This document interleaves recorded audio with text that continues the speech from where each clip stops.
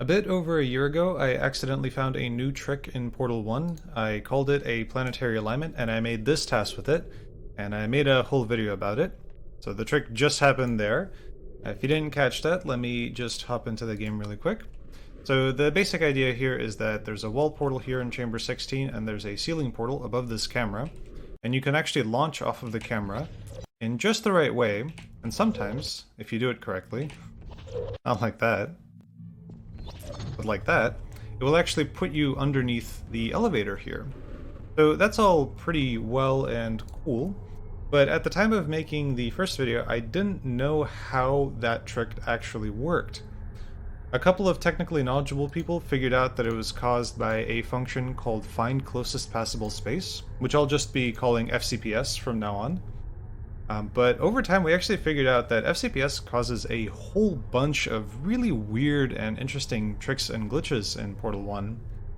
I didn't feel like I had a good understanding of it, so recently I spent a couple of months adding some functionality to the Source Pause Tool plugin, and this functionality basically allows me to capture and record whenever FCPS happens in the game, and then play it back as an animation. So it looks something like this. This is kind of my visualization of the algorithm. So in some ways, this is kind of a sequel to the first video. Basically, I'm just going to be showing a whole bunch of different examples and weird tricks and glitches where FCPS comes up, how it works, when it gets triggered, so on and so forth. There might be some rambling. This is pretty unscripted, but hopefully I won't derail too far. So what is FCPS? Well, FCPS is a way for the game to unstick the player and other objects out of weird scenarios where they shouldn't be in, specifically if they are like stuck inside of a wall or stuck on some sort of other objects. FCPS isn't the only way to unstick props out of these weird scenarios, but it just so happens that FCPS is probably the most powerful one. It can push objects really, really far compared to other methods anyway. Specifically, this comes up a lot with portals. Portals are notorious in that they can really get objects stuck in weird situations where they shouldn't be in. So the simplest example is if you have a portal on the wall. Well, a portal is basically just a hole, right? So if you stand inside of that portal and then you shoot that hole away, well, what's going to happen is that you get pushed out of the wall. But that's actually because of FCPS. If you disable FCPS, then if you shoot that portal away, then you're just left stuck in the wall. And I can't move around, I can't do anything until I reshoot the portal in the same spot again. So let's take a look at this example in a bit more detail. So this is the visualization that I have for FCPS, and I want to explain how the algorithm works with a few basic examples. And we'll start with this one. So the big picture of the algorithm is it's going to check if the object is stuck. If it is, then it's going to check all 8 corners of the entity's bounding box and determine which of those corners is inbounds or out of bounds. Then it's going to do a weighted average over those inbounds corners, and it's going to basically figure out which of those corners is most inbounds and nudge the entity towards those furthest inbounds corners. And it might repeat that several times. So let's take a look at each one of those steps in a bit more detail. So this is where the player was when I shot the portal away, right? They were partially inside of the wall. So FCPS got triggered, and that is going to push the player out. So the first thing that I want to point out is that whenever a portal like changes location or closes or gets fizzled, any of that stuff, there's just some code that goes and checks to see if there's any objects that are occupying, like that are inside of the portal hole, and if there is, it will run FCPS on those objects. That is just something that happens by design. So back to the algorithm. So the first thing it's going to do is it's going to classify the 8 corners of the player's bounding box as being inbounds or out of bounds. Now, these 4 corners on the left here are obviously inbounds. These 4 corners on the right here are, well, they're not inbounds. For the purpose of this algorithm, there is no difference between true, like, out of bounds space, like the deep, dark, scary void, and being inside of a wall. The algorithm treats them as one and the same, and I'll just be referring to that when I say like out of bounds. If I place a portal on this wall, you can actually see the player's bounding box is further inbounds than that portal, which means that the player is stuck in a wall and not technically in the deep, dark, scary void, but those are just technicalities. There's inbound space and there's not inbound space for the purpose of this algorithm. So now that the algorithm knows which of the player's corners is inbounds, it's going to try to determine which of those corners is the most inbounds. And the way that it does that is by firing rays from every single inbounds corner to all the other corners. So here we see a ray getting fired from corner 3 to corner 1, and the ray actually looks a bit like this. So this is the full extent of the ray, but when the ray is traced, it actually hits the wall right here. Based on the length of this ray trace, this corner gets a weight of 22.36. Now the exact value doesn't really matter here. I'm really just trying to get the big picture across. So if you can't actually like read these numbers, that's probably fine. The out of bounds corner gets a weight of 0. And then there's going to be a ray that's fired like this from corner 4 to corner 1. This ray is slightly longer, so this corner is going to get a bigger weight. Then this ray is fired, and this ray is fired, and so on and so forth. One thing that you may have noticed so far is that the corners may seem to have like different weights so far. So from this corner to that corner, there's going to be a smaller weight than, for example, from that corner to that corner. But actually, this is perfectly symmetrical. So eventually, just like there's going to be a ray fired from that corner, there's also going to be a ray fired from that corner to that corner, and it's going to travel the exact same distance, because this is kind of like symmetrical up, down, left, and right. And so basically all 4 of these inbounds corners here are going to get the exact same weight in the end. So one other thing that I want to point out here, whenever I draw something like this, there's a ray fired from corner 3 to corner 4, and a ray fired from corner 4 to corner 3. And in this case, the ray travels its full distance, so both of these corners get an additional weight of roughly 31.5. And so I'm just going to skip over the rest of these rays, because the process is basically the same for all of them. And so now you can see the total weights of all the corners. So the corners that are inside of the wall all get a weight of 0, and the corners that are not inside of the wall all get a weight of 349. Based on this, if you look at it from this perspective, it's obvious the corners to the left have a higher weight than the corners to the right. And that tells us that the player is going to get nudged to the left. So the player gets nudged basically towards the corners that have the highest weight, the corners that are classified as being the most inbounds. And so the player gets pushed out of the wall. One thing that I want to point out here is that there's this gap here. So the player kind of overshot a little bit, or rather the algorithm overshot the player. But if I actually do this, if I stand inside of a portal and then I shoot a portal away, I'm always placed flush against the wall. So you can see that's not happening here, but it's about to.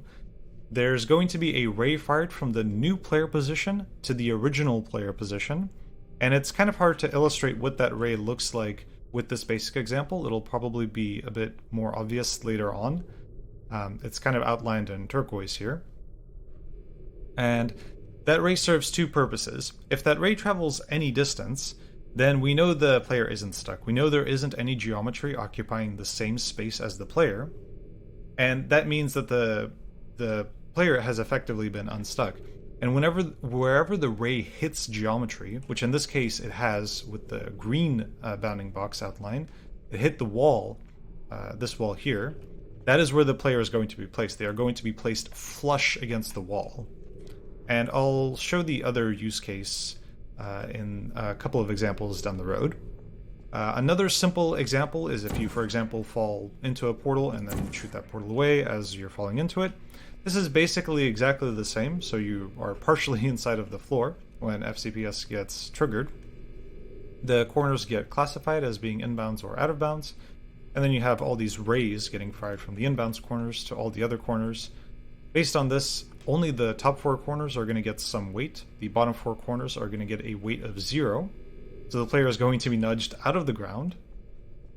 And there's going to be a ray fired from the new player location to the original player location, and that ray is going to cover some distance. We know the player isn't stuck, and so that ray, or rather the player, is going to be placed flush against where that ray hit any geometry, which happens to be the floor.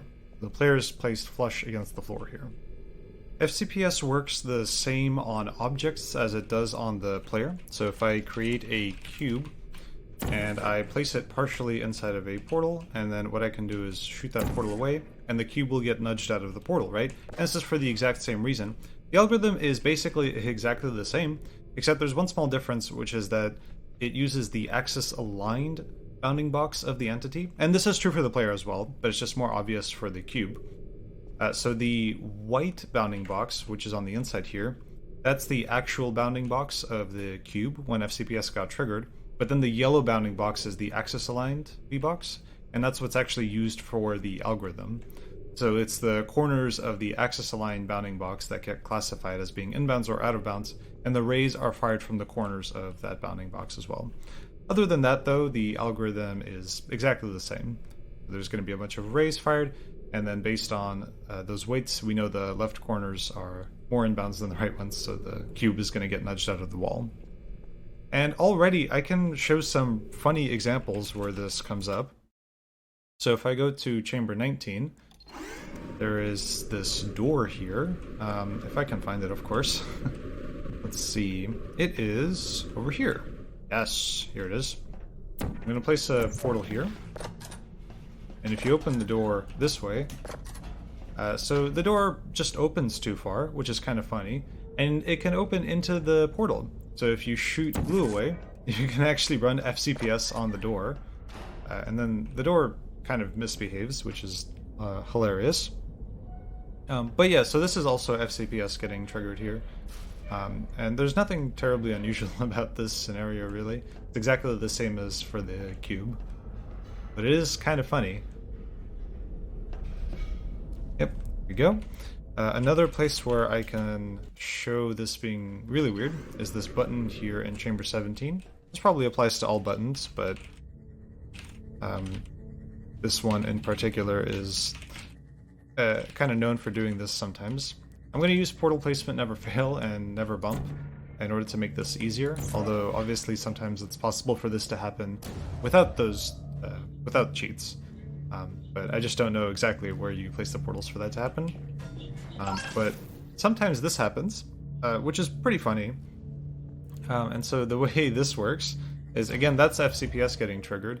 I don't know exactly what happens here, but I'm pretty sure that the portal is just really, really close to the button. And so the button gets, when you stand on the button gets lowered into the portal, and the portal thinks that the surface it's sitting on has moved. So it fizzles, and that closes the portal, and that causes FCPS to get triggered on the button.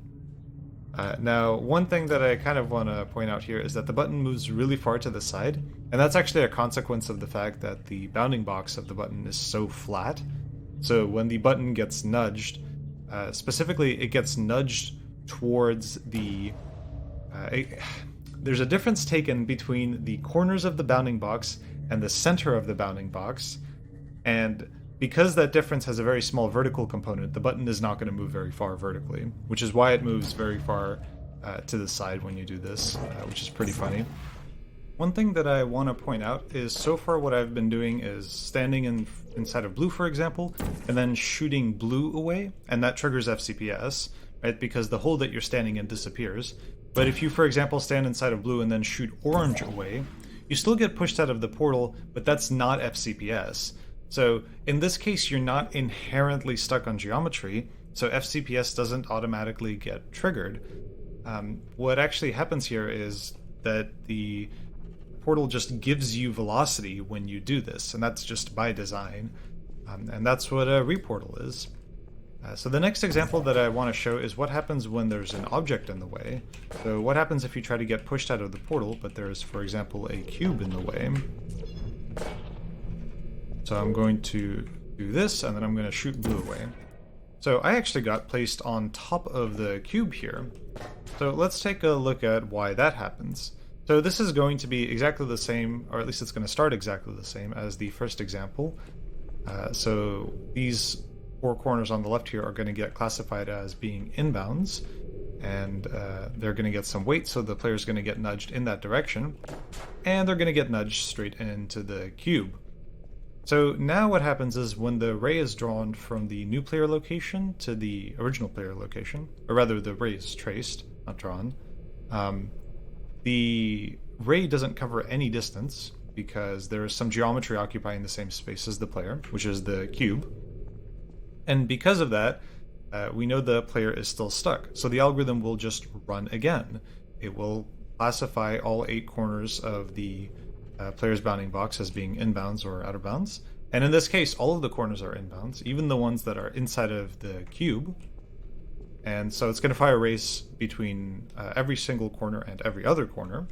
So for example, in this case, there's a ray getting fired from corner 1 to corner 3, but there's also going to be a ray fired in the other direction, which wasn't true with the very first example that I showed. But in this case, since the ray starts inside of geometry, this corner gets a weight of 0 because it covers 0 distance, and that's going to happen with any rays that start at this corner or that corner. So basically these 2 corners are treated as being inside of like a wall or being out of bounds. So there's going to be a bunch of rays fired, and the corners are going to get some weights. And so we know that the bottom left 2 corners don't have any weights, or rather they have a weight of 0, but the other 6 corners all have some weight. And roughly speaking, in this case, that means that the player is going to get nudged up and to the right, just like this. And so they actually get nudged a little bit back into the wall. The player is still stuck, so the algorithm will repeat. And this is very similar to the first example, except for the fact that the bottom left corners are still inside of the cube. So only those 2 corners up there are going to get some weight, and so the player is going to get nudged in that direction. And so now the player is actually not stuck anymore, and you can tell that from the new ray that's fired. From the new player location to the original player location. It might be a bit more obvious what that looks like now, so again it's outlined in turquoise here. And it covers some distance so the player isn't stuck, and the player is placed flush against whatever geometry that ray hit, which is the top of the cube. And that's it.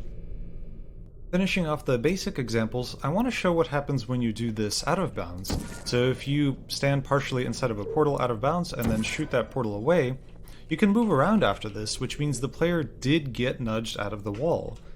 And if you've been following how the algorithm works so far, that actually shouldn't make any sense. Because, well, so you can see where the player started. They started partially inside of the wall, and then the algorithm is going to classify all 8 corners of the player's bounding box, in this case as being out of bounds. So all the corners get a weight of 0. So why does the player get nudged at all?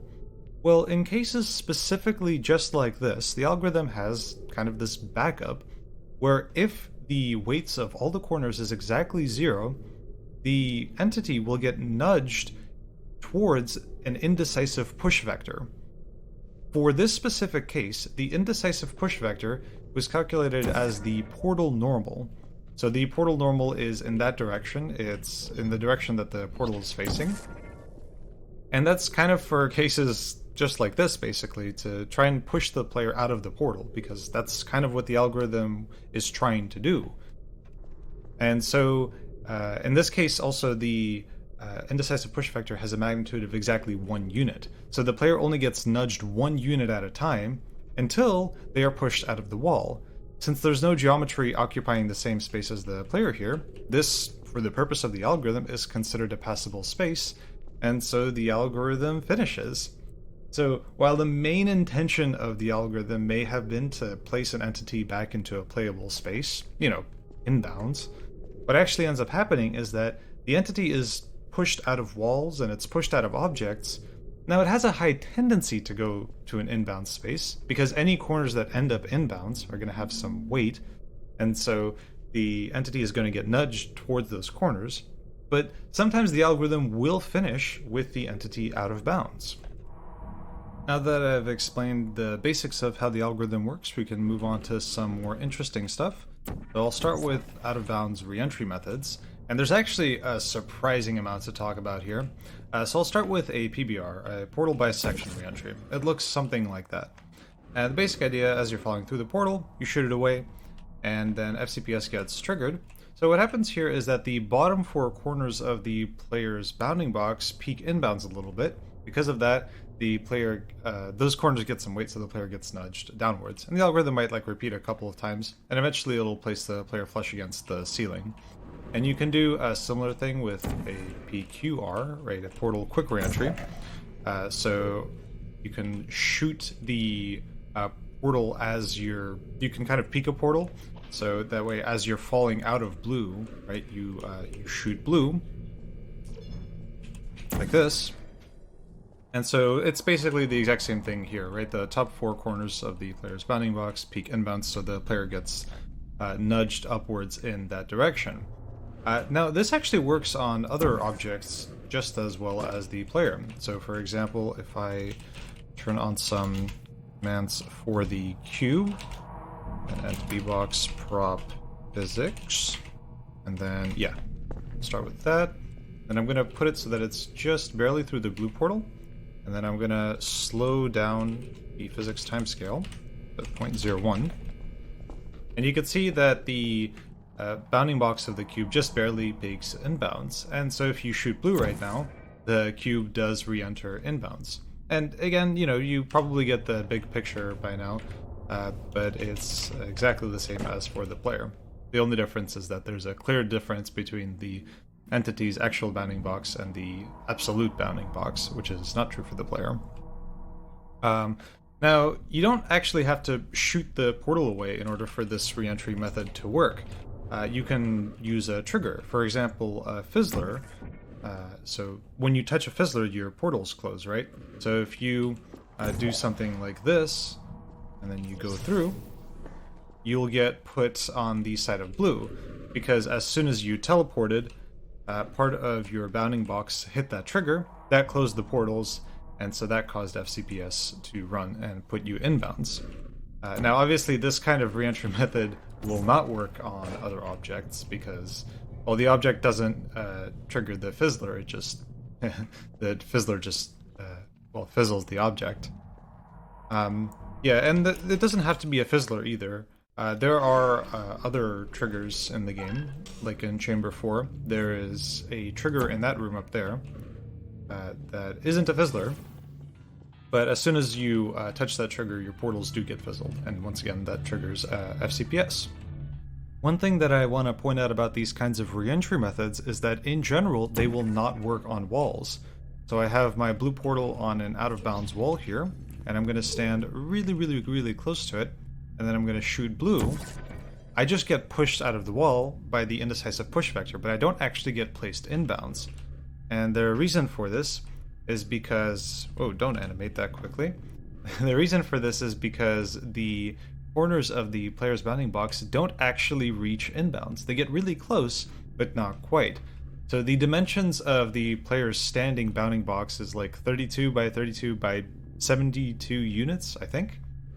And so the closest that you can get from a portal to an inbound space through a wall like this is half of that, so it's 16 units. Because if you were to try to get any closer, you would just get teleported through the blue portal. So the closest you can get is 16 units, but the wall is also 16 units thick. Combine that with the fact that every time you place a portal, it doesn't actually get placed exactly on that surface. It actually gets placed a slight distance, like a slight fraction of a unit away from the wall. That means that, in general, these kinds of reentry methods are not possible on walls. So the player will just get pushed out of the wall by the indecisive push vector, and that's about it. Now, there are exceptions to this rule where the walls are thinner. For example, there is this space right here in EO2. So the out-of-bounds surface here is totally flush, but on inbounds there's kind of this concave space for the door. So if you place a portal where that door is, and then you stand close to it, and then you shoot blue, you do actually get put inbounds, because these corners do reach inbounds simply because the wall here is thinner. And the same is true the other way around as well.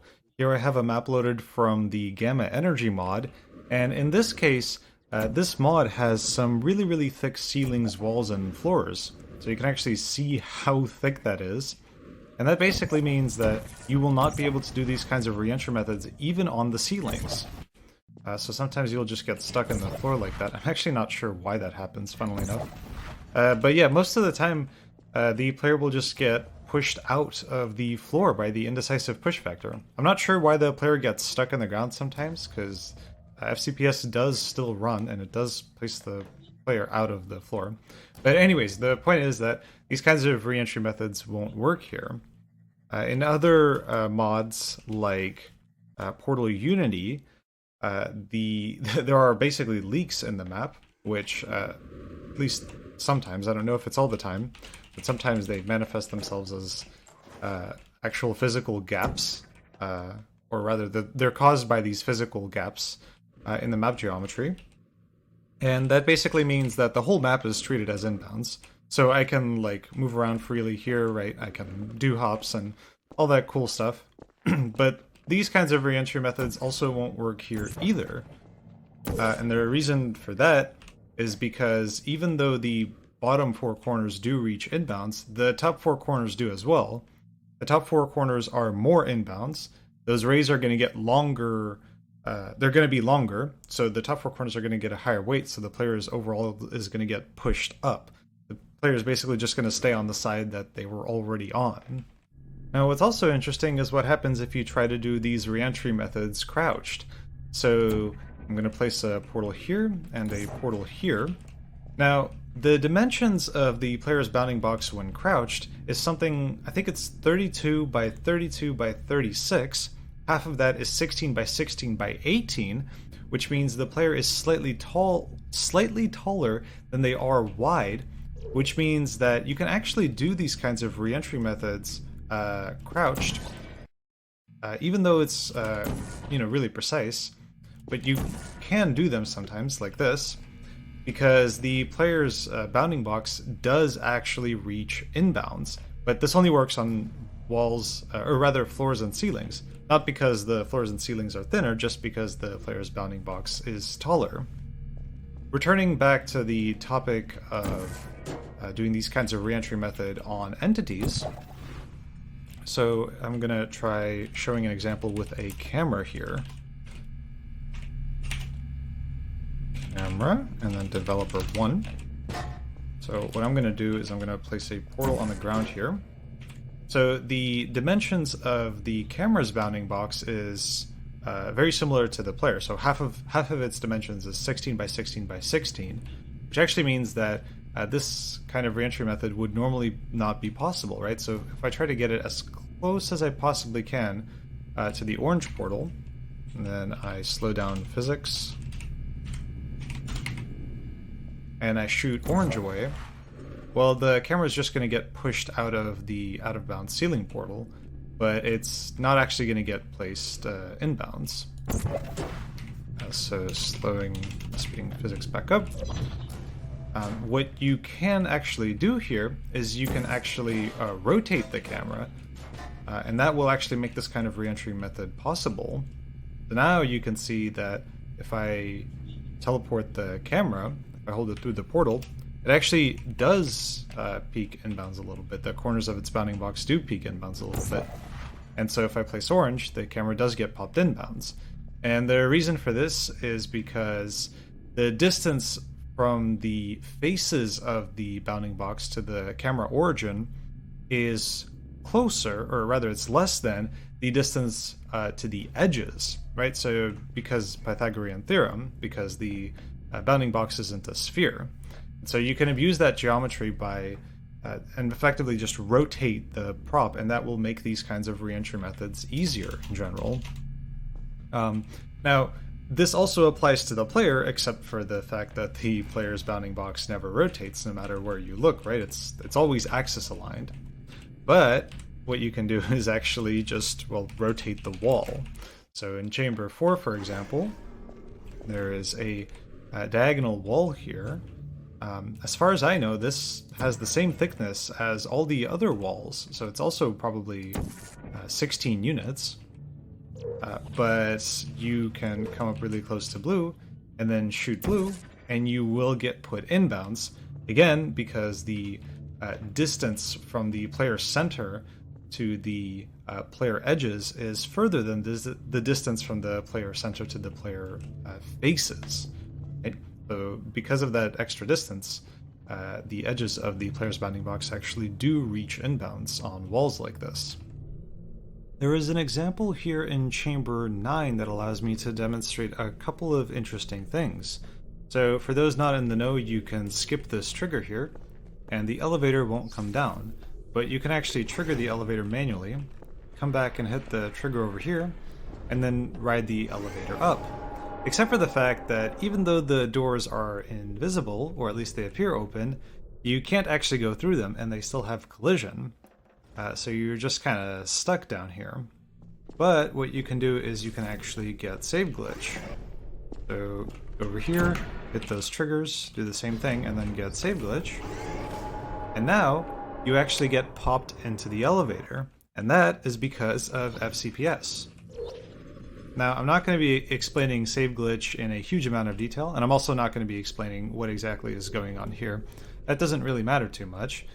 The two main points that I want to show from this is that there is a difference here whether or not you have save glitch. So FCPS primarily, as far as I understand, was primarily designed for Portal. It was primarily designed for getting stuck in situations where there is a portal involved. In general, as far as I know, if you are far away from a portal, FCPS will not get triggered.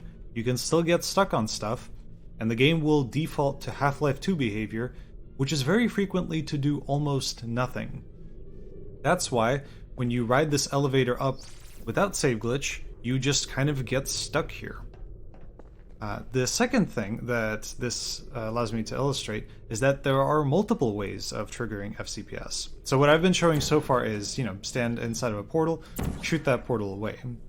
The FCPS in that case gets triggered by the remove entity from portal hole function. But when you get stuck on the elevator, there's actually a different function that triggers FCPS. So let me see if I can do it again.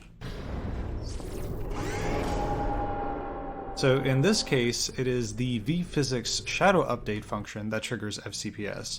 So there's at least like 4 different functions that will trigger FCPS, and there's many different ways of actually getting those functions to trigger FCPS, and each one of them makes FCPS behave very slightly differently.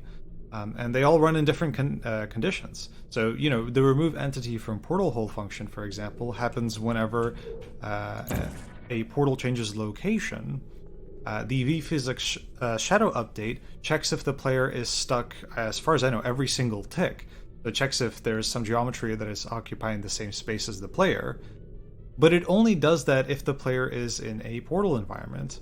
And by getting save glitch, well, you're effectively tricking the game into thinking that you're still in a portal environment, even if the portal is fizzled. So I can show another example like this in Chamber 16. Now, turrets are very cool. The reason that turrets are cool is because if you kill them and you let them sleep for a second, you can walk right through them. But if you pick them up again, then they have collision. So, like, I'm colliding with the turret now. But if I let it fall asleep for a little bit, I can I can walk right through it. I'm pretty sure that's because the collision group changes or something like that, but it doesn't really matter. What you can do is you can walk into a turret and then pick it up. Didn't work that time, so let me just show again. The turret keeps on kind of getting pushed out of the way.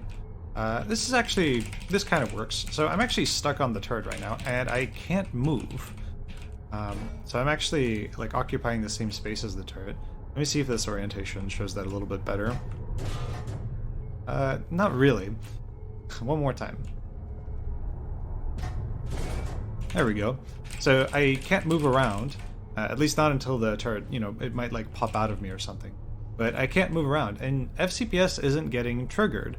So this is basically just Half-Life 2 behavior. But if you do the same thing when you're near a portal, when you're inside of a portal environment, Now you can see I actually got teleported out of the turret. I didn't just get like nudged out of it, I straight up got teleported away from it. Okay, that's a bit excessive. I want to show this with a simple example. Like that. So I actually get teleported out of the turret there.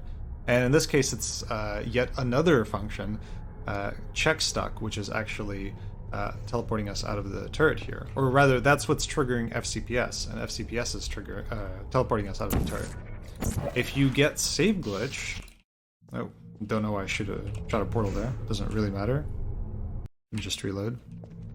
So I have save glitch, so I can walk, fall through floors and ceilings. And then even if I fizzle my portals, I'm still inside of a portal environment. That's not normally supposed to be possible, but save glitch breaks the game in many, many ways. And so I can walk into the turret, I can pick it up, and it was kind of subtle there. Let me do that one more time. I actually get teleported out of the turret. And again, that's because of FCPS. So FCPS, as far as I know, only gets triggered when you are in a portal environment. That basically means being in a portal bubble or having save glitch. As I've mentioned, there are lots of ways of triggering FCPS, and the way that I'd like to show now is what I'm going to be referring to as changing the player's shape. In Chamber 4, for example, this wall is angled 45 degrees. Now that's not really a problem for normal objects, but the player is not a normal object. Their bounding box doesn't rotate, it's always axis aligned with the world. Even if you teleport through an angled portal like this. Now, this isn't really a problem except for the moment of the teleport, when your bounding box seems to rotate, or at least it rotates relative to the portals, right? It never rotates relative to the world.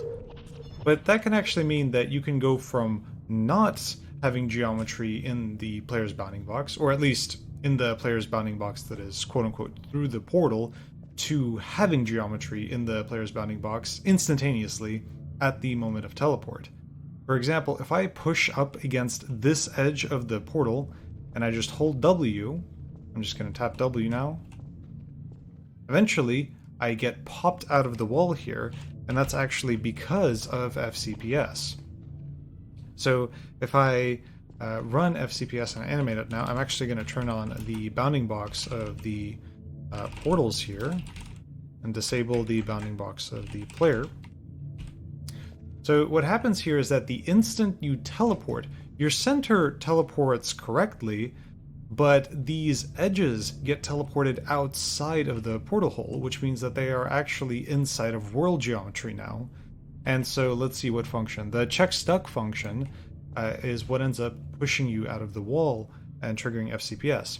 Now, one other thing that I want to point out with this example is that FCPS actually does not take portal environments into account. Even though it was made for portal, it doesn't actually take portal environments into account, basically meaning that you can imagine that the algorithm treats this as if it were a solid wall, as if the portal wasn't here. So when the rays are fired from corner to corner, like for example this ray, you can see it doesn't actually travel through the portal. It just treats this this whole section as a solid wall, and so eventually the player is actually going to be pushed out of the wall. And this happens anytime FCPS is triggered and the player is inside of a portal. Now, the changing shape mechanic actually comes up quite a bit. For example, like in out of bounds especially, it's noticeable. So if you have like a floor portal that's rotated like this, and you have a wall portal, these portals are angled relative to each other, and that means that you can go into the edge of this portal, and you'll get popped out here. And what's going on here is, once again, it's FCPS getting triggered. The instant that you teleport, the corners, in this case, like those two corners of the player's bounding box, get put outside of the portal hole. They get stuck in world geometry, and so the player's considered stuck. And so FCPS gets triggered in this case. Now, this actually is almost like a regular reentry, because the bottom four corners of the player's bounding box are inbounds. So the player actually does get pushed inbounds.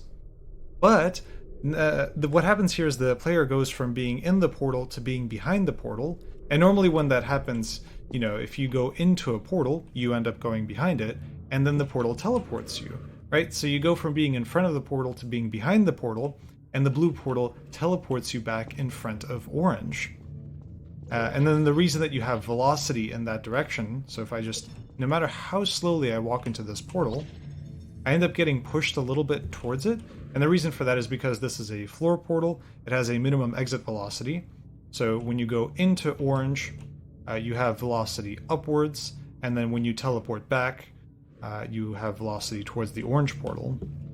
But if you notice the player doesn't quite make it all the way back to the portal, wouldn't it be funny if they did? Well, it turns out you can actually make it all the way back to the portal.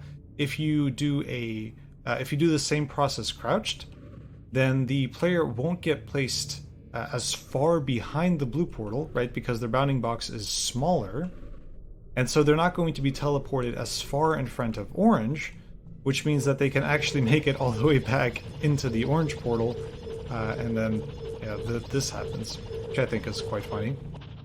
But yeah, so again, just to visually illustrate what's going on here, FCPS gets triggered on the player, and the player just barely gets pushed inbounds here, but they don't get pushed as far behind the blue portal as they would be if they were standing. So that's kind of interesting and kind of funny, I think. Another place where this sort of thing comes up a little bit. Oh, actually, one thing that I should totally show that I forgot. Back to this basic example. If I disable FindClosestPassableSpace and I walk through the edge of this portal, then the instant that I teleport, I'm totally stuck. I can't move around. Once again, because the player ends up stuck on world geometry. So the player actually does need to be pushed out in that case.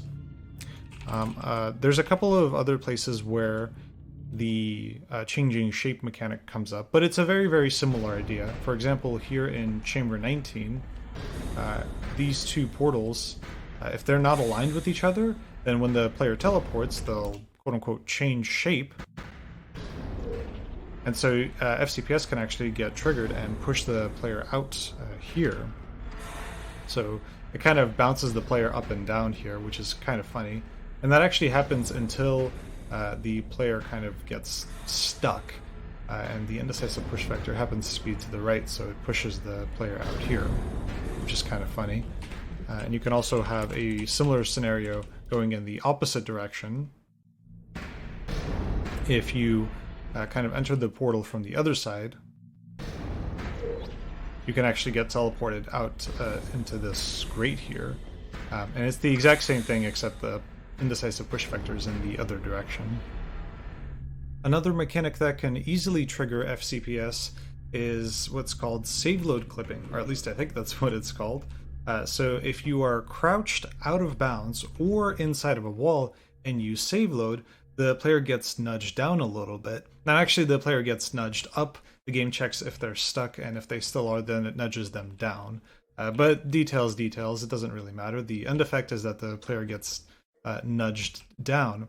But this is actually a mechanic from Half-Life 2, meaning that it actually does not take portal environments into account. So if you, for example, have a portal on the wall here, and then you crouch in it and save load, you'll actually get pushed out of the portal because of FCPS. But the reason is kind of interesting why FCPS gets triggered in the first place. It's because of that save load clip. Because when you load, you are crouched inside of the wall, and the game checks to see if you're stuck, but it doesn't take portal environments into account. So it assumes that you're stuck in the wall, and so it pushes you down. And now you're in the world geometry, but also in a portal bubble, so the portal pushes you out of the wall here. And again, you get pushed out of the portal because FCPS also doesn't take portal environments into account, which is kind of funny. An application of this, or sort of an application of this, place where this kind of comes up a little bit, here in Chamber 17, you can place a portal here and then do a save load clip, and that will put you underneath here. And what's going on here is that when you save load, you get nudged down, right? And these four corners of your bounding box end up inbounds here, but up here you only have two corners. So overall, the four corners down here end up with a higher weight than the corners at the top. So the player is going to get nudged down here. But this actually won't work, just anywhere. It actually is kind of precise. It needs a few different conditions for this to work. So if you move the portal just slightly, for example, it won't work here because now, even though the bottom four corners do get pushed inbounds at the bottom here, there's kind of this piston in the way here, basically meaning that the bottom four corners don't get as much weight as in the first example that I showed, and the player ends up getting pushed up top here. Similar thing if you try to do it over here, it's not going to work because when you do the save load clip, only two of the corners end up inbounds at the bottom, right? Because here these two walls are kind of flush, whereas that's not the case here. This wall isn't flush with that back wall over there. Only slightly related to save load clipping is something I wanted to show with save glitch. So I thought for the longest time that this way of getting save glitch, where you edge glitch and then save load, had to do with FCPS. But actually, FCPS doesn't get triggered here, at least not if you stand. So if I get edge glitch here, and I'm just going to look here and save load, you can see the player position doesn't actually change at all. But it does if you do this crouched here. Then you do actually get pushed away by FCPS, and that's because of save load clipping. But that's actually not the reason that you get save glitch here. For this specific way of getting save glitch, it seems it has much more to do with when the portal decides to take ownership of you, and not FCPS pushing you away from the portal. Before showing the next couple of examples, I want to show a weird mechanic that has to do with different portal orientations, specifically going into a ceiling and out of a wall portal. So this actually happens for many different portal orientations, but if you go from a ceiling to a wall portal standing, the general idea is that the game tries to crouch you. This is called getting curled up into a little ball in the game code, and that's quite funny. But it doesn't actually apply the transform to you correctly when you teleport. There's some weird offset stuff that wasn't calculated right. The end result is that you end up getting teleported far lower than you should. So if I no-clip up into the ceiling portal here, and I'm looking straight up right now, and if you just look at where my crosshair is, so right now if I'm just going to tap W, you can see the crosshair actually ends up getting put way lower than it should after the teleport. And this is especially unintuitive because what you expect to happen here is that the center is right below the camera here, so you expect the center to get teleported kind of at the height that I'm looking at, and then the camera to be placed on top of that. So the fact that the crosshair moves down is actually especially unintuitive. And it turns out that this is something that you can abuse. So for example, if this portal is all the way at the bottom of the wall there, and you enter the ceiling portal from the bottom, then when you go through, you get pushed like really far into the ground. And like if you enter like really, really, really close to the bottom of the portal, then you like actually just get pushed into the ground and into the wall. And you can abuse this in some places. For example, here in Chamber 15, you can place a portal on top of this camera, and then right above this platform here.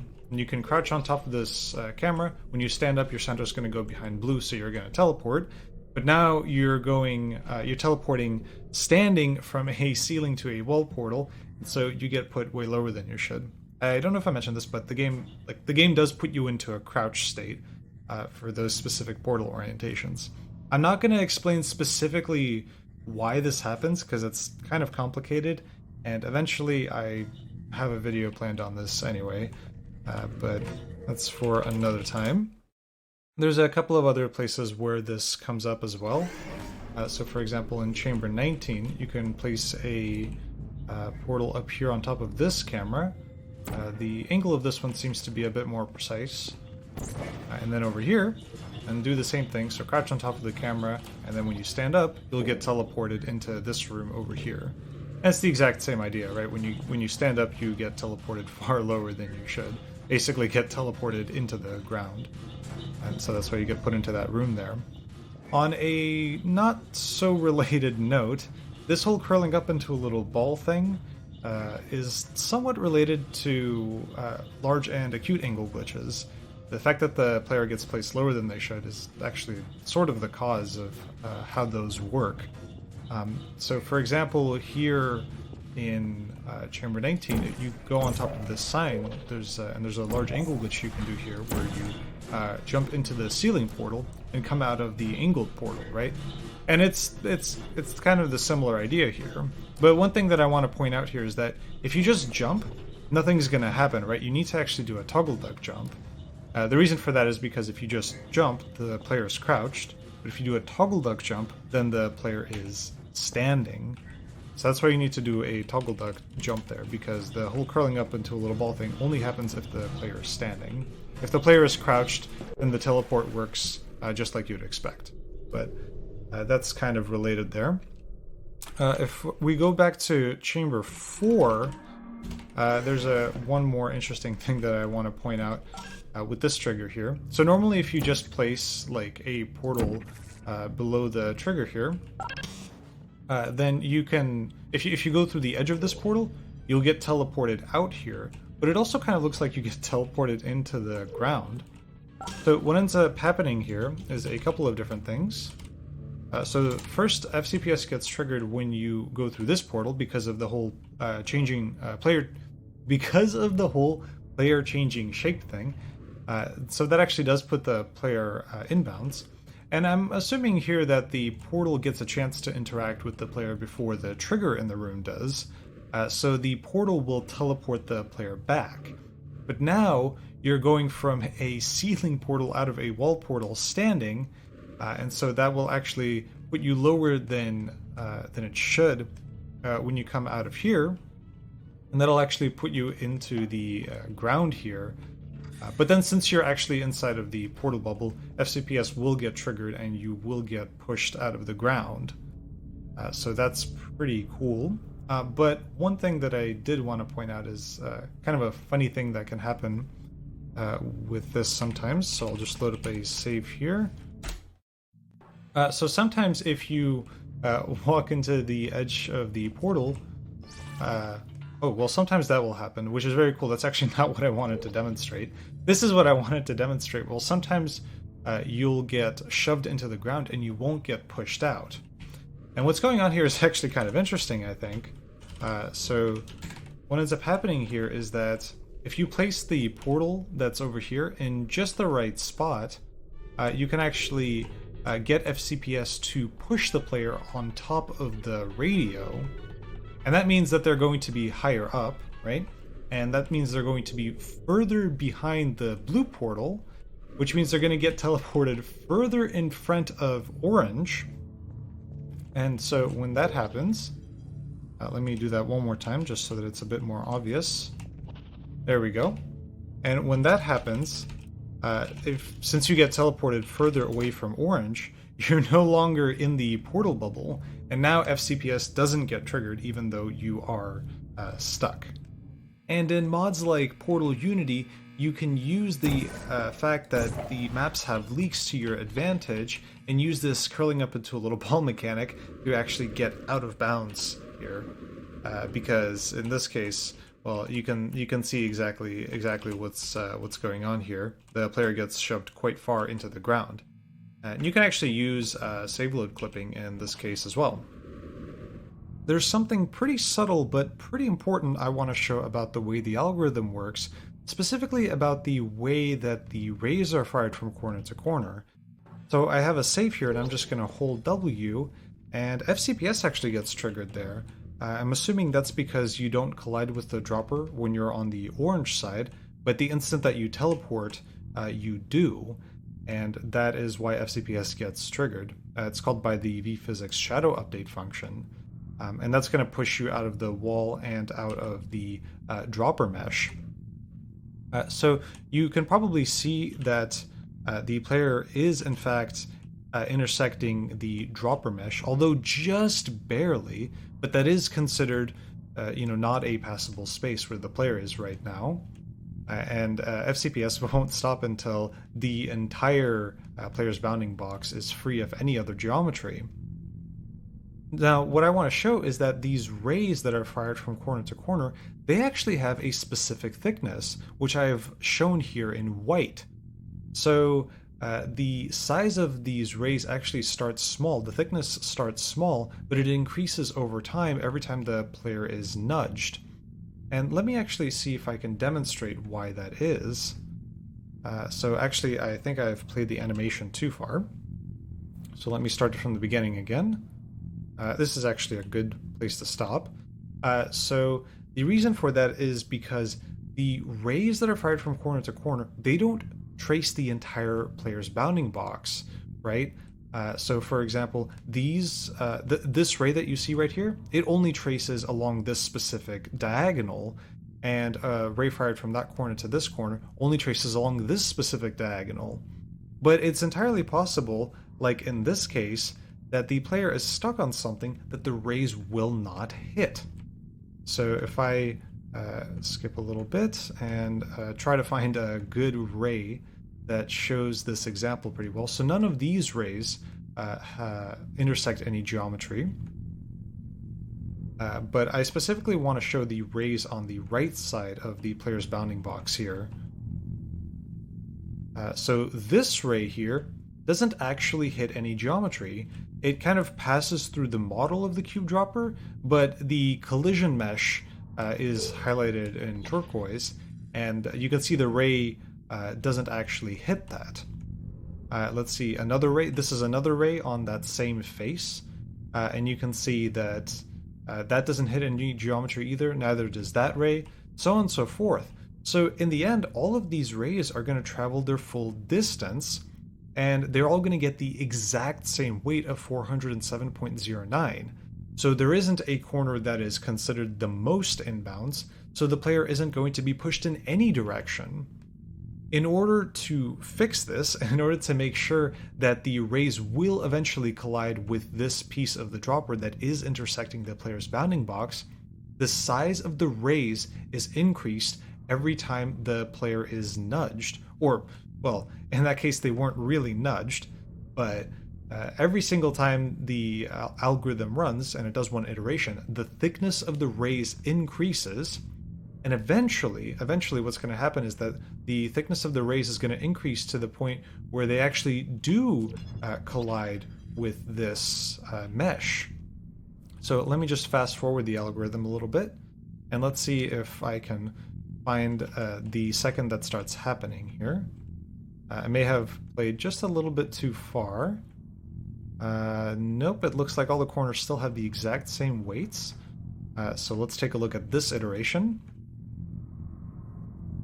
Again, I'm specifically looking at rays on the right side of the bounding box here. There we go. So the size of the rays, the thickness of the rays has increased just enough so that the ray fired from that corner to that corner doesn't make it all the way, and vice versa. So the rays actually always stay inside of the extents of the player's bounding box. So they never go outside of the player's bounding box, but they do grow inside.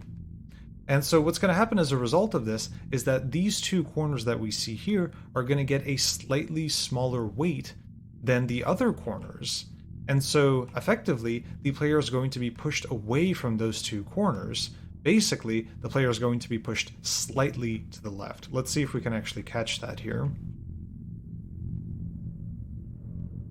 Very slightly there. The player did get pushed to the left, and that will just keep happening, and eventually the player will be pushed out of the dropper.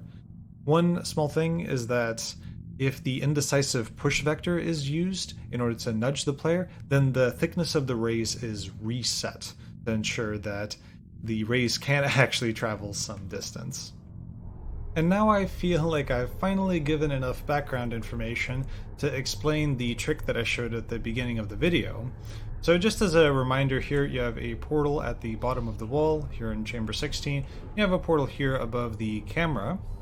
And then if you launch off of the camera in just the right way, then sometimes you will get placed into the elevator, or rather underneath the elevator, like this. And so what ends up happening here is actually a combination of several different glitches. So here you get launched off of the camera, so you get a camera boost, and then you go from a ceiling portal out of a wall portal standing, right? So the player ends up getting pushed far lower than they should, and they actually get shoved really far into the ground here. If we actually step through what ends up happening now, all the corners are classified as being out of bounds. So these top 4 corners are just barely inside of the wall. And so all the corners get a weight of 0, and the player is going to be pushed towards the indecisive push vector, which happens to be in roughly that direction. So that's actually kind of the interesting thing, is that the vPhysics shadow update function has a different way of calculating the indecisive push vector.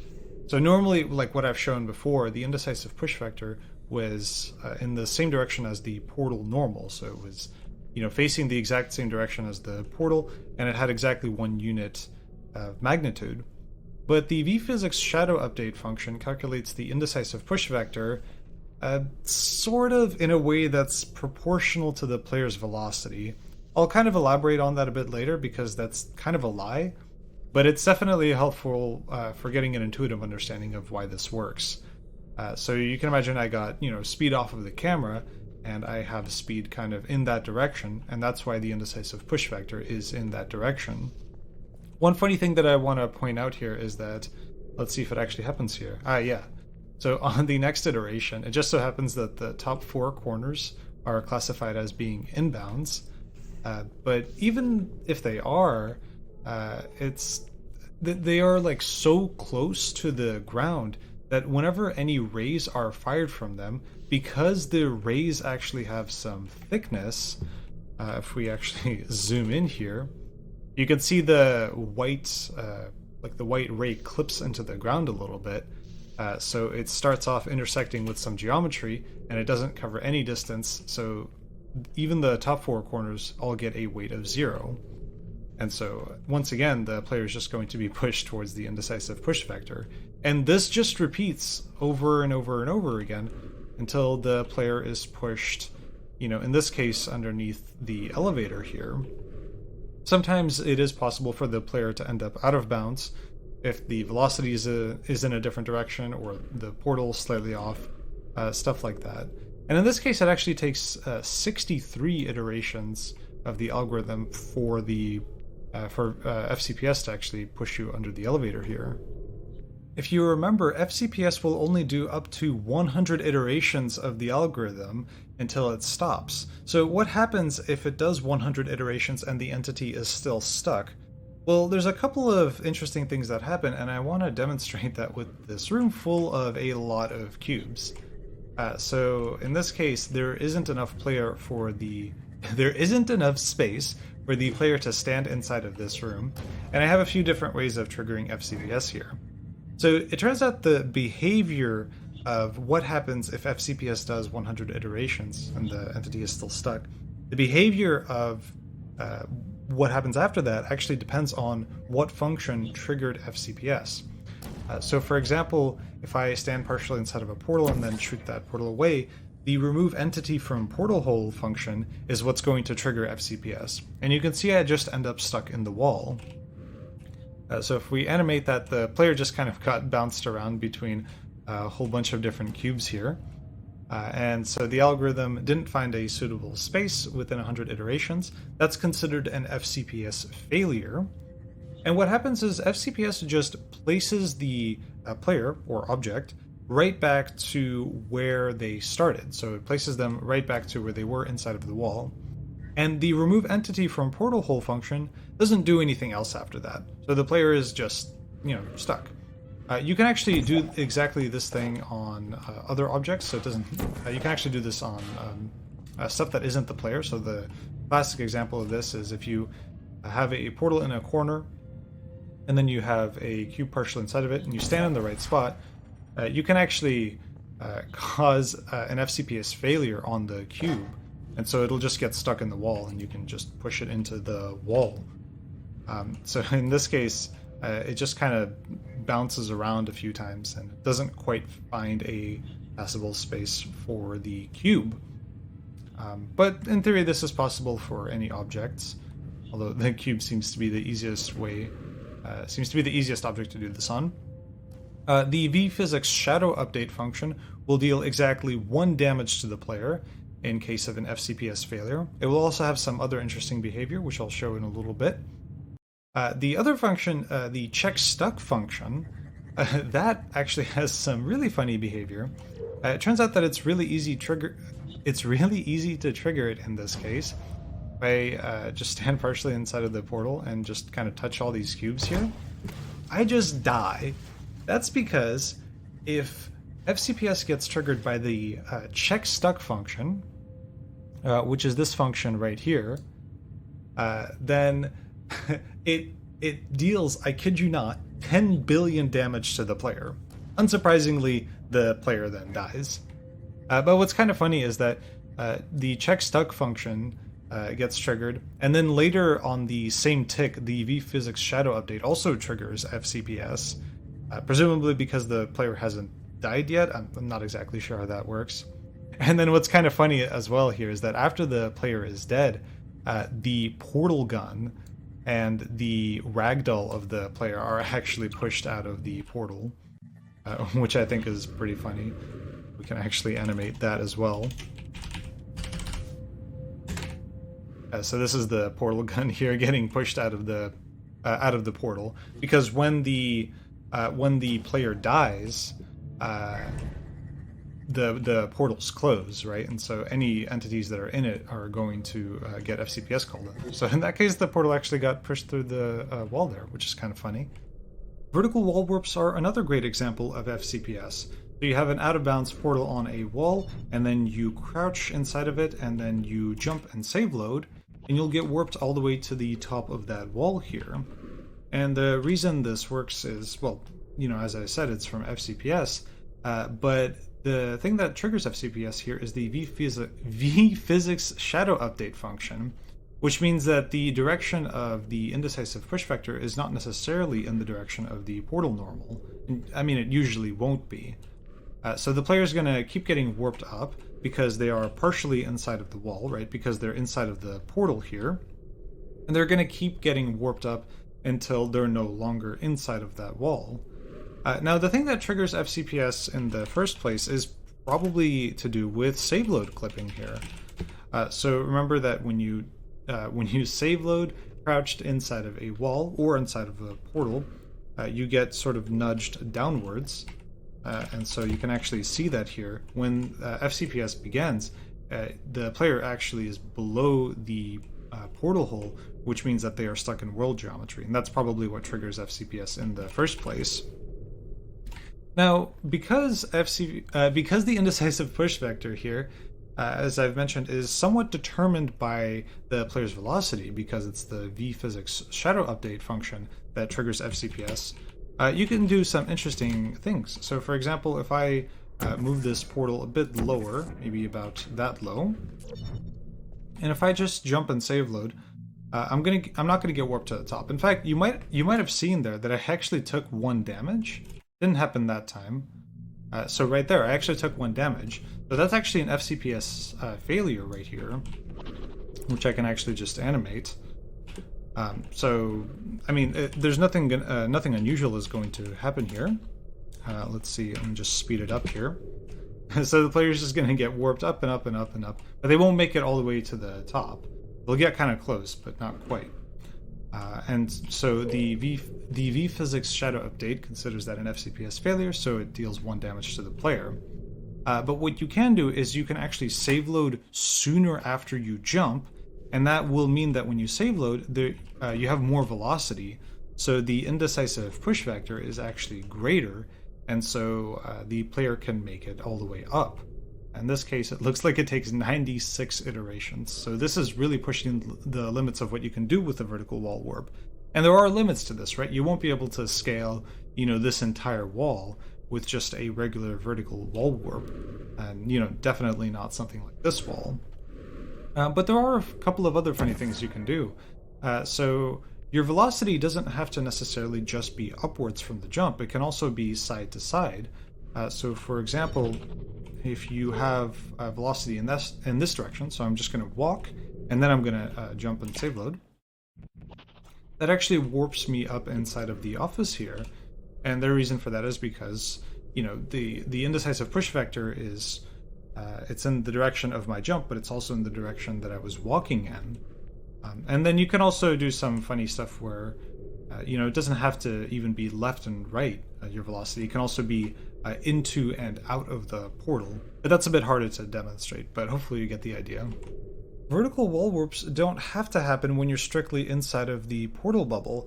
The vPhysics shadow update only checks if you're in a portal environment, so it's sufficient for you to have save glitch.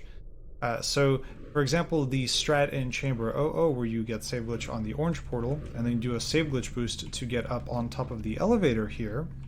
The way that you trigger the elevator is that you come down here, and then you jump and save load, and that puts you underneath the elevator just enough so that you can actually hit the trigger for the elevator. But I can actually animate what's going on here, and there's actually a few different things, and it's actually not as simple as it may seem at first glance. So the first things first is that the reason that you get the reason that FCPS activates in the first place is probably again to do with save load clipping. So your corners here are partially inside of the wall, and so even though you don't collide with these when you have save glitch, remember that it's a Half-Life 2 mechanic that actually checks this, so it doesn't take the portal environment into account. It thinks you're stuck, it shoves you into the ground, but then there's something that you can stand on when you're down here, and I believe that's like some part of the elevator, and that's probably what you get save load clipped into, and that's what you're actually stuck on. So the vPhysics shadow update function triggers FCPS based off of that. Now, what's kind of interesting here is that FCPS doesn't seem to be doing a very good job. And it actually doesn't succeed in this case. The player, there's just not enough space for it here to function properly. So FCPS actually fails, and it puts the player where they originally started. So here's where the other mechanic of the vPhysics shadow update function comes into play. When FCPS fails, and it's triggered from the vPhysics shadow update function, the player is teleported to the portal that they're quote-unquote in. They are teleported 10% of the distance from where they are to the portal that they're in. In this case, we have save glitch on that portal, so for the intents and purposes of what happens there, we are teleported 10% of the distance from where we are to our save glitch portal. And so that actually puts us underneath the elevator here. Right, okay, and then FCPS doesn't actually get triggered again in this case.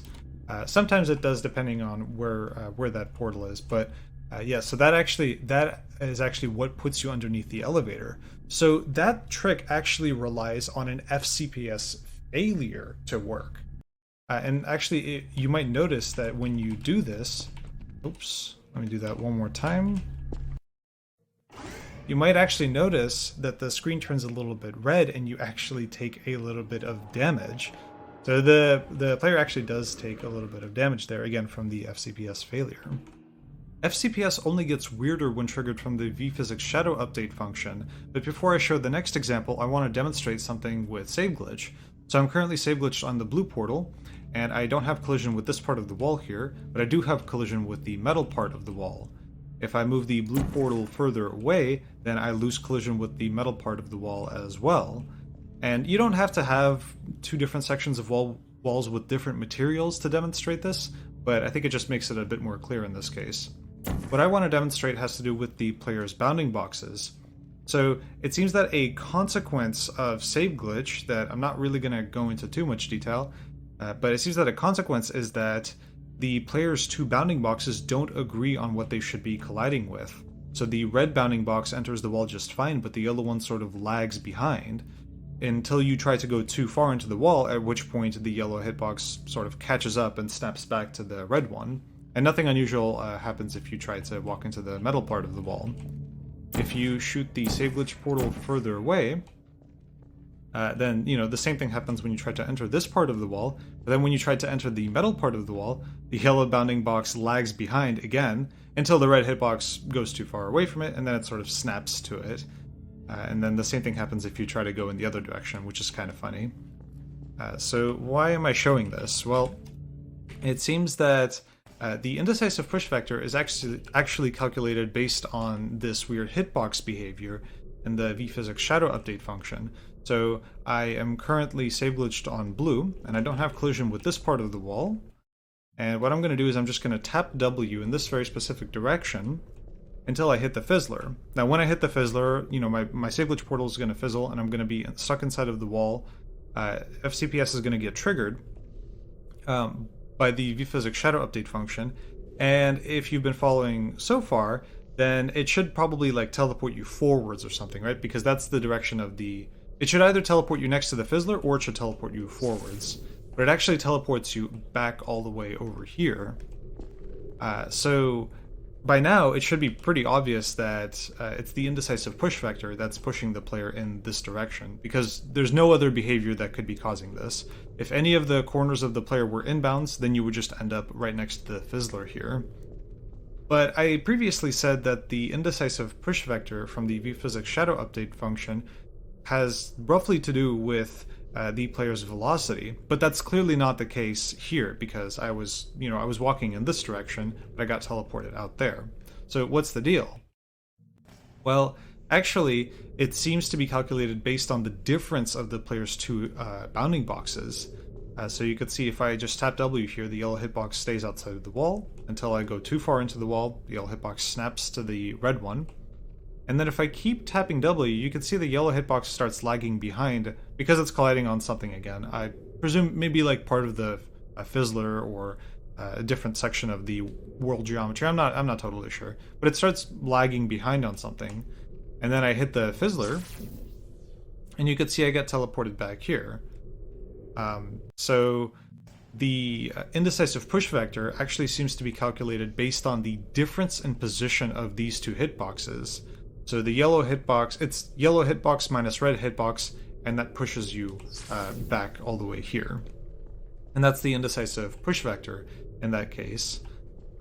So if I, for example, walk into here, and then I wait until the hitbox starts separating just a little bit, and then I, for example, crouch, that changes the bounding boxes, and that makes them join up again. So now if I tap W, you can see I take damage, and I end up next to the fizzler.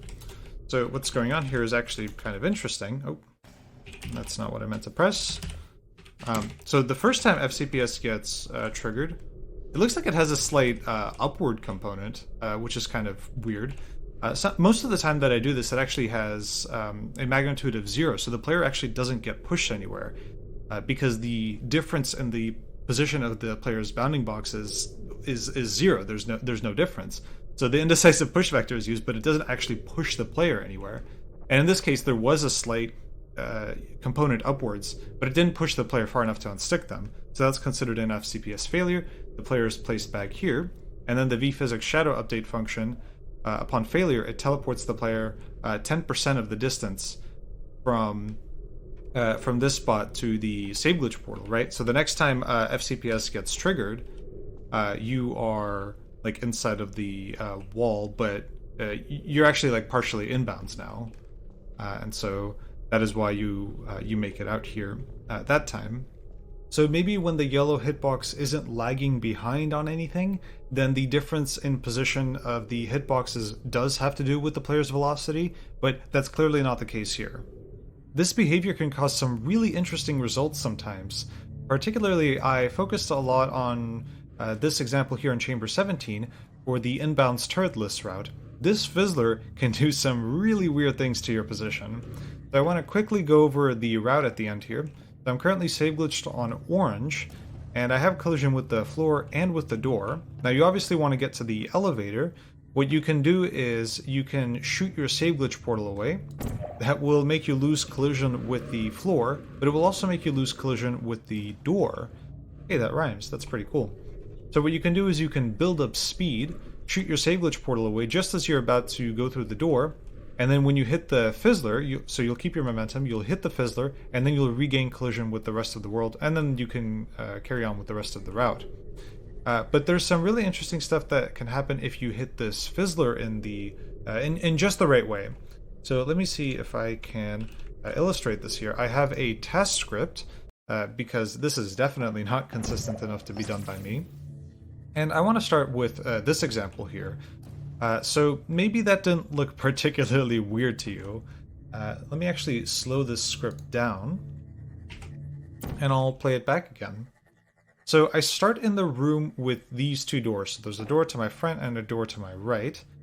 I jump here, shoot my save glitch portal away, and then I hit the fizzler in just the right way, and I end up back in this room again. So what's going on here?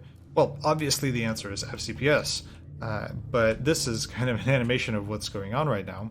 So you can see I hit the fizzler in just the right way, and now I am being nudged through the ground all the way out into here.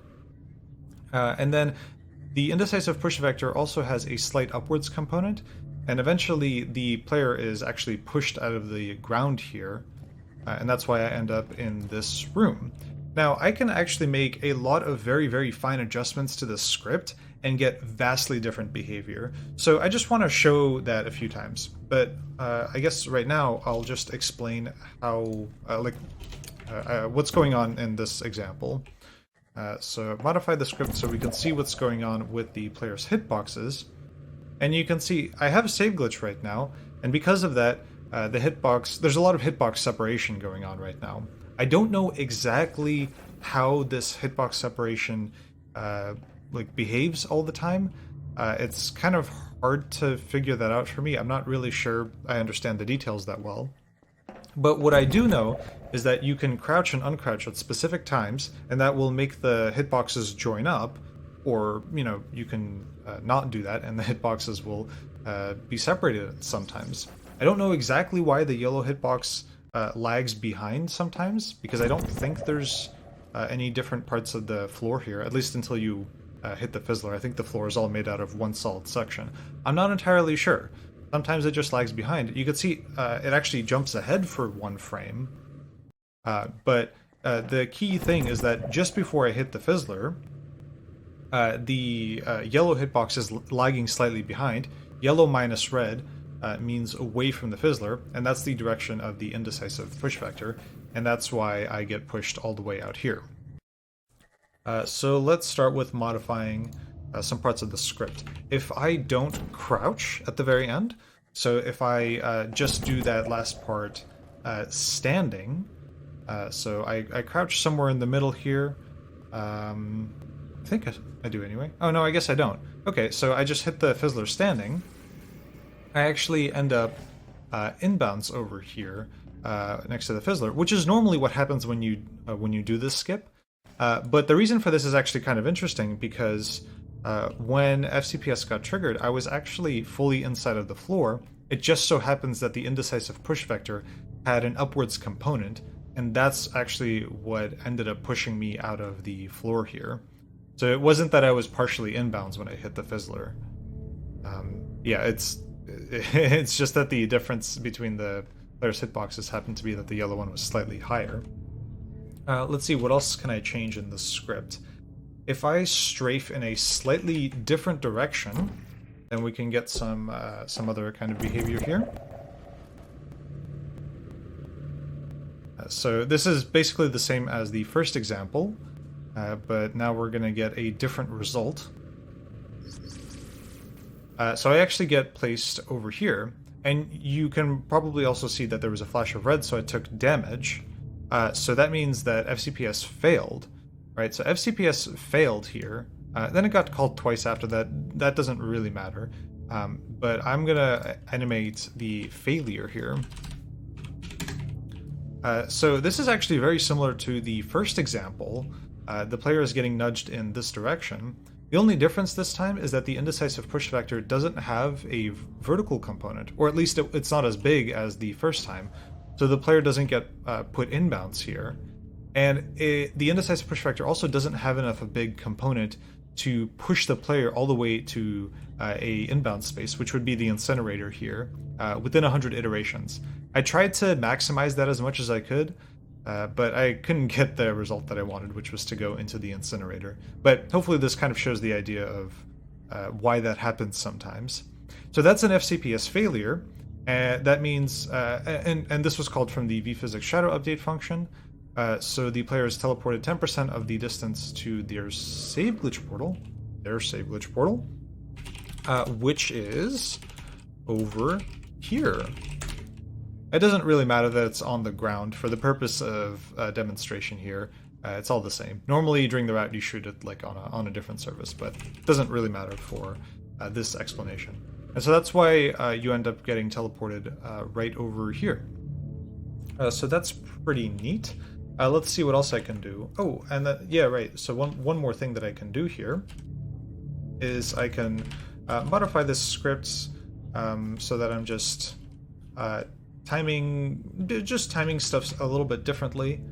I think in this version I'm not doing a toggle duck jump, so I hit the fizzler at a slightly different height, and I'm definitely strafing in different directions. And in this example, that actually just puts me underneath the elevator, so that's kind of interesting. So I hit the fizzler standing, and that pushes me in this direction. And then I think I can also modify the script one last time. I don't actually remember what this last example does, so we'll find out together.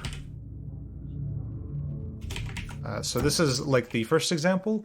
I am just waiting. I think what I'm doing here is I'm waiting more ticks until I get crouched. So I'm just crouching at a different time. I think I'm crouching just before I hit the fizzler here. Oh, and this is very similar to that second example. So I guess nothing too interesting there. But you can see that there's a lot of different behavior that you can get just from making very, very fine adjustments.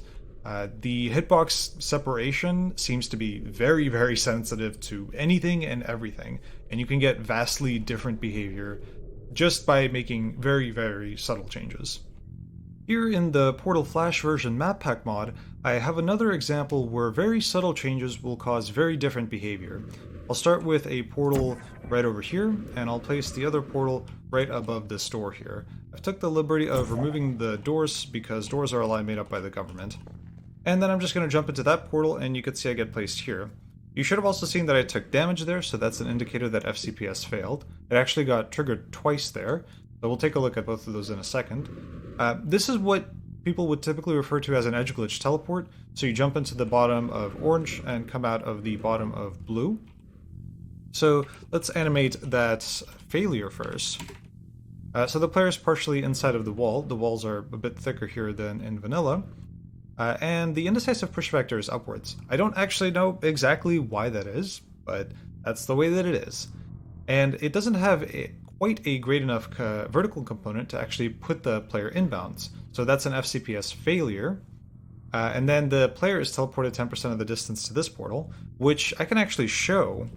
So if you take a look at where the player started during that first FCPS call, and then I'm going to start animating the next event, and as soon as I unpause, you could see the bounding box is closer to the portal. So that's where the player starts the next time FCPS is called. The player is still partially inside of the wall, but this time the indecisive push vector is in a different direction. It's actually away from the portal. What I'm assuming is going on here is that the yellow hitbox sort of stays behind at the original position, and then when the player is teleported closer to the portal door end, it's the red hitbox that gets teleported. So yellow minus red, that gives you the indecisive push vector, and that's why it pushes the player away from the portal. Wouldn't it be great if there was like a bunch of inbound space here, or not inbound space, but just a solid wall where the player could just keep pushing through it until they reached this room? wouldn't that just be great? Luckily, I have a save where that's the case. So the only thing different in the save is that I've basically just moved the blue portal so that it's like right here-ish. And I'm also standing in a pretty precise spot here. But if I just jump, you can see I get put all the way through the long tube. And I also take a bit of damage, so that's again an indicator of that FCPS failure. So let's take a look at that in some detail. So the first time, it's very similar to the example I just showed. The indecisive push factor is actually upwards, but as soon as the player is pushed upwards, they kind of get caught in this tube, and they sort of just bounce around here until an FCPS failure occurs. This tube is basically just barely wide enough that realistically the player is not going to be able to get put in here because of FCPS. This is it has the exact same width as the player's bounding box, and I think it actually has a slightly smaller height. So next time FCPS gets triggered, you can see that it just kind of pushes the player along the wall that is like part of the lower part of this tube, and it just pushes the player until they're all the way over here. So that's pretty neat. There's a lot of different behavior that can happen if you try to do this sometimes, and one of the interesting things is actually the player dying, and I have a test script which can actually illustrate that. So I'm just going to load up the script, and this just loads one of my saves, and then it waits for 73 ticks, and then it jumps. That's all the script does. And I can actually animate what's going on here, because it's actually kind of interesting in its own right. So the first time FCPS gets triggered, it just kind of gets stuck inside of the tube here. But that even happens after the second time FCPS gets triggered, so it just kind of bounces around in the tube. And the reason the reason that happens is probably because I am standing further behind orange, which means I get teleported further in front of blue, which means that I get teleported into this tube. Unlike the example where I go all the way through the tube, where I am a bit lower, I'm a bit underneath the inbounds portion of the tube. But that's actually not what I want to show. So what I want to show with this script, again, if I wait 73 ticks and I jump, then this happens. If I wait 72 ticks and I jump, then I die.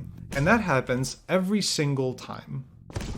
So I'm going to just spam enter, and then we can actually take a look at the different FCPS calls that get triggered here. So the vPhysics shadow update function runs once, which is all well and good, but then the second time, the check stuck function runs on the same tick as the second call of vPhysics shadow update. Now, I've probably showed this before, but if check stuck fails, then it gives the player 10 billion damage. Now, one interesting thing about the check stuck function is that it seems to run on an interval. So that interval seems to be about 13 ticks, I think. That's just from experimental evidence. So basically, if you just jump on the wrong tick, sometimes you'll die. I have a couple of other weird examples to show with this, and one of them is with this save. So it's very similar to before. I'll jump and I get placed up here, which is in the room up there. So the reason this works is actually very, very interesting, and actually it took me quite a long time to get this working, because I got it by accident once and I tried to recreate it. So this actually relies on a bug in FCPS, which is kind of funny because of all the crap we've seen FCPS can do. It's kind of funny to say that there's a bug in the FCPS code, but there is. It's very, very subtle, and I don't think it'll come up anywhere else except for this very specific example, but I figured this would be the place to show it. So let me actually step through this. Oh, what did I do? Oh, right. No, that's not what I wanted to do. Right, I wanted to animate this, not load the save. So the bug basically is that when the indecisive push vector is used on the entity, the rays that are fired from corner to corner are no longer centered correctly after that.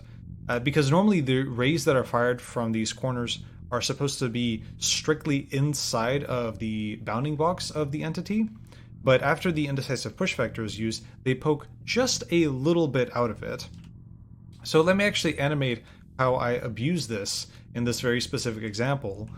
So the first thing that I do is I make sure that I am just low enough so that the indecisive push vector gets used once here. So these corners, even though they are inbounds, because of the thickness of the rays, which is in white here, you can see the floor actually cuts halfway through the start of the ray. So those two corners get a weight of 0, and so do all the other corners. So the indecisive push vector gets used once, and now when rays are fired from corner to corner, they are going to poke slightly out of the player's bounding box. So let me actually see if I can demonstrate that here. You can see the white box pokes slightly out of the player's bounding box. Normally it's supposed to be fully inside, but in this case it pokes slightly out. And the amount that it pokes out by is really, really small, but it's enough for it's enough to make this trick work here. So the second iteration of FCPS will push the player towards these two corners. That kind of makes the player overshoot. So now it'll push the player towards these two corners, which will place the player back in almost the same spot, like left and right here, because this is kind of symmetrical. But now the player's position is in just the right spot, so that all of the corners, even if some of them are inbounds, all of them get a weight of 0 because the rays poke slightly out of the player's bounding box. Again, the amount that they poke out by is really, really small, but if they didn't poke out, this would not be possible. At least one of the corners on either the right side or the left side would be inbounds, and so the player would just get kind of stuck oscillating. But this allows the indecisive push vector to be used. So basically I'm using the geometry of the tube to gain just a little bit of extra height upwards before relying on the indecisive push vector to push the player the rest of the way. Because the indecisive push vector doesn't push the player very far, but when there's some inbounds geometry, when there's inbounds corners, and that is what pushes the player. That pushes the player much further than the indecisive push vector. So this actually gives you just enough height so that the player actually does make it all the way up and get to the top here. And this is like pretty close. I think it takes 90? Yeah, it takes 95 iterations. Whereas before it wasn't possible to do with just a single jump. And this would not be possible to be able to recreate without this animation tool that I made. So I find that really interesting. And another kind of slight variant on this is if I load this save, I can end up on top of the tube here, which is really funny. And so I somehow ended up getting teleported from the bottom of the tube to the top of the tube. And you might already imagine how that ended up happening. The first time FCPS got triggered, this is like the first example, it just kind of bounces around inside of the tube here, and so it's going to fail, get nudged closer to the portal, and then the next time FCPS gets triggered, it also bounces around the tube a bunch, but eventually the indecisive push vector is used at least once, and that makes that makes it possible for the player to get stuck kind of in the middle of the tube, even if their corners are far enough inbounds that they shouldn't be stuck according to those rays. And eventually the player just kind of nudged in that direction, and also gets nudged upwards. So that's kind of interesting. So again, we see a lot of different behavior based on very subtly different things that you can do to abuse this algorithm. Something that just occurred to me is that the indecisive push vector is probably up the first time FCPS gets triggered, because you have velocity coming out of this portal. It's a floor portal, so it has a minimum exit velocity, and that's probably why the indecisive push vector is upwards, because this floor portals push you upwards out of them, right? So one thing that I want to actually talk about for this example, the last thing, before moving on to other stuff, is to trigger this, you just jump, right? But actually, just jumping doesn't quite get you all the way to the portal. And I can actually turn on the bounding box of the portal just to show that a bit better. You can see the bounding box of the player doesn't quite reach the bounding box of the portal. I'm pretty sure the reason that you get teleported here in the first place is actually because of crouch triggering. I'll leave a video by CrazyHow that explains how crouch triggering works in Portal 2. It's not exactly the same in Portal 1, but it's very similar. So maybe it wouldn't be super accurate to call these edge glitch teleports, but you know, I'm just being picky here. So other examples of these, well, not really, but sort of edge glitch teleports, there's this absolutely classic one in Chamber 13. So you have a couple of portals like this, you're going to jump into orange and then come out of blue. That's not the orientation that I want from the camera. And you get teleported here. You probably saw that I took damage there. You also get save glitch here. I'm not going to explain that. It's kind of weird and wacky, but basically it's because this is a portal that's facing down. FCPS puts you behind the portal and you jumped into this orange portal. Those are basically all the conditions that you need right there. Let's see. So it actually took 2 attempts of FCPS to put you into that office there. So this is probably very similar to the examples that we just saw in TFE. Let's see if I animate them. So the first time FCPS gets triggered, the player just kind of gets stuck here and doesn't get teleported anywhere because the indecisive push vector seems to be 0. So the reason that it's 0 here and upwards in the other direction, again, probably has to do with the fact that this is a wall portal, whereas in the TFE map, the portal that I was coming out of was a floor portal, so you had a minimum exit velocity going upwards. So in this case, that's an FCPS failure. You get teleported closer to this portal, and presumably based on the distance between based on the distance that you just got teleported, that is the new indecisive push vector the next time FCPS gets triggered.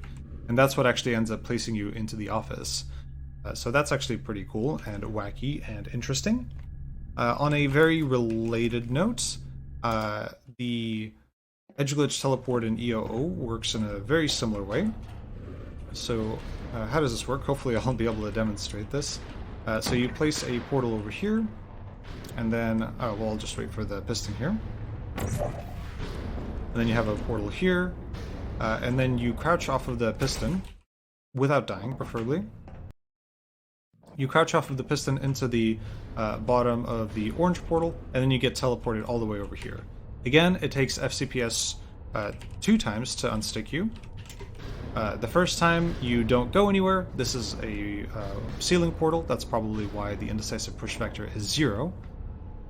And then the next time, again based on the difference that you get nudged, that is this is the direction that you get nudged in. So that's pretty interesting. And the reason this works is because there's kind of this tunnel here, which has like some. If I turn off GL Clear, be able to see that there's some inbound space in here. So this tunnel is quite thick, and that's kind of what the player teleports through. This trick just barely works, by the way. It takes 92 iterations for the player to get teleported all the way through. And one other interesting thing is that the further that you get teleported out of the portal, the further that means that you'll get teleported further. You'll get teleported closer to this portal. Like on the first FCPS failure, or not closer to it, but you'll teleport more distance, right? Because it teleports you 10% of the distance between the player position and the portal position. So if the let's see if I can explain this properly. So if this player bounding box is further this way, then when they teleport closer to the blue portal, they're going to teleport more. Based on that, my understanding is that the indecisive push vector is going to be greater, and that's going to allow the player to travel further. So you actually want to enter that orange portal as soon as possible, because if you don't, then you're going to be closer to blue. So when FCPS fails, it's going to teleport you not as much. The indecisive push vector will be less, and you might not make it all the way. Because this trick already barely works as is. 95 iterations, or I guess 92 iterations, is quite a bit. So it's really pushing the limits of what's possible here. But again, this is probably not accurately described as an edge glitch teleport. Probably relies on a crouch trigger. Something that I would actually call an edge glitch teleport. Let's see if I can load the save here. That would be this example. So what happens here is I have an orange portal on an out-of-bounds surface here, and I have my blue portal over here, and it's very, very close to this edge here. And if I just walk straight into the blue portal, then I get teleported inbounds through this space. And FCPS gets triggered twice there, so I'm assuming there's very similar behavior to what I just explained. But this is definitely something that I would call an edge glitch teleport. Pistons! Pistons are cool. Pistons trigger FCPS all the frickin' time. So these pistons in EOO, you can just walk into the portal and that will trigger FCPS. It just loves to do that. I don't know why, probably because the pistons are always moving. You can have a portal kind of like on the side there, and if you try to walk into it, sometimes, yep, there you go, that's FCPS getting triggered. Oh, sometimes you'll die by getting crushed from the pistons. So that's actually not FCPS. When the pistons crush you, they are just programmed to deal damage. Let's see, I want to teleport. There we go. I got teleported again there. Yeah, pistons just trigger FCPS all the freaking time. But yeah, so when you get crushed by pistons, I think they're programmed to deal like 25 damage per tick. So if you die by getting crushed by them, that's not FCPS killing you. Now, I have a very funny save up at the top here, where if I just walk into the portal the right way, sometimes FCPS will get really, really trigger happy. So let me just demonstrate that here. Oh, okay, that's cool. It put me out of bounds. I actually want to animate that because I haven't seen that happen in a while. So it looks like the indecisive push vector is into the portal, and it looks like the player keeps getting like teleported sort of closer and closer to the piston, probably because there is some inbound space here. I guess until they aren't. Yeah, not sure what's going on there. That looks really weird and really interesting. It actually looks like that ended with the player still inside of the wall. I'm actually curious now. Where did the player end? Let's see. Oh yeah, it looks like they're perfectly inside of the wall. That could honestly just be a problem with the ray tracing algorithm. I know other places where the ray tracing algorithm misbehaves in some ways, but I didn't know that it could do that. Maybe I'm wrong, but who knows? This is what I was trying to show. Not the dying bit, but the fact that you can get teleported down here. Let's see if I can recreate that again. There we go. So yeah, you can get teleported down here sometimes, which is pretty funny. The indecisive push vector is just, just straight down, which is pretty great. And that just teleports the player all the way down to here. Now, what I'm assuming is going on here, although I'm not totally sure, but what I'm assuming is going on here is that just like with the edge glitch teleport stuff, the indecisive push vector, the direction that it's in is a result of multiple calls to FCPS in quick succession. So the vphysics shadow update function probably calls FCPS, or maybe it's the check stuck function in this case, which calls FCPS. Who knows, because it looks like it kind of alternates between the two. So that probably calls FCPS, and then that fails, so it teleports the player closer to the portal, and then based on that, the new indecisive push vector is generated, and that's in some brand new weird fancy direction. You can see that kind of is confirmed by the fact that the last two calls to FCPS are both by a vphysics shadow update, which would be the requirement for that. Just a guess. Honestly, no idea. If I hold W as soon as I load the save, I can actually get put out of bounds with this. And this is, I think, the only example that I know of where you can get put out of bounds from being fully imbalanced by FCPS. And I mean, the reason for that is because you need to be stuck in an object in order for FCPS to actually push you, out of inbound space. So the fact that there's a piston here really helps with that. So that's pretty interesting. There's some other pistons in the game that I can show a couple of basic examples with. So for example, these pistons here in chamber 15. So these pistons right here, they have a trigger on the top of them, and that trigger actually is what makes them go up. So if you stand in this trigger, the pistons will go up. As a funny kind of consequence of the size of the triggers, if you stand below them, the pistons will not crush you. The pistons will just kind of wobble up and down. But these pistons are not designed to kill you, unlike the ones in chamber EOO. So these, have a trigger specifically designed so that they never crush you. But I can probably just delete. That's not what I wanted to delete. Whoops. I use picker. Delete the trigger. And then I stand right here. I get crushed and I can't move around. But I don't die. I don't take any damage because the pistons are not programmed to deal damage to me. So I actually get pushed down, probably by other unstuck code or something like that. I'm not sure, or maybe that's just by, the force of the physics that actually ends up pushing you into the ground. I'm not totally sure what's going on there, but that's interesting. What I can do is I can get save glitch, or just stand inside of a portal bubble, and then I'll just ride this piston all the way up, so that way I can illustrate this. And then we'll delete the trigger. Whoops, that's not what I wanted to do. Let's see, picker, delete the trigger, place the save glitch portal here, and then if I stand here, you can see I actually do get pushed out by FCPS because I am inside of the portal bubble, quote unquote, because I have save glitch. But if I didn't have save glitch, then you just get crushed by the piston here. So that's all I wanted to show with this basic example, is that the pistons in EOO designed to kill you, these pistons not designed to kill you, and so you can actually get pushed out by FCPS. Actually, I do know of another way of getting out of bounds just from starting inbounds and abusing FCPS, and that involves abusing cameras. So if I place my portals like this, they have to be pretty well aligned, I've found, for this to work. And then you hold W, begin to crouch, and I'm going to shoot blue. That ends up placing you up on top of the map here. Now, the reason that actually works is not like anything else I've shown before.